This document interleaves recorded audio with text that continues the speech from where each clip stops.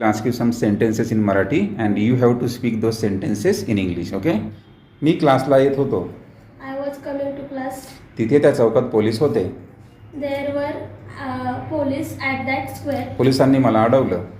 Police talked to me.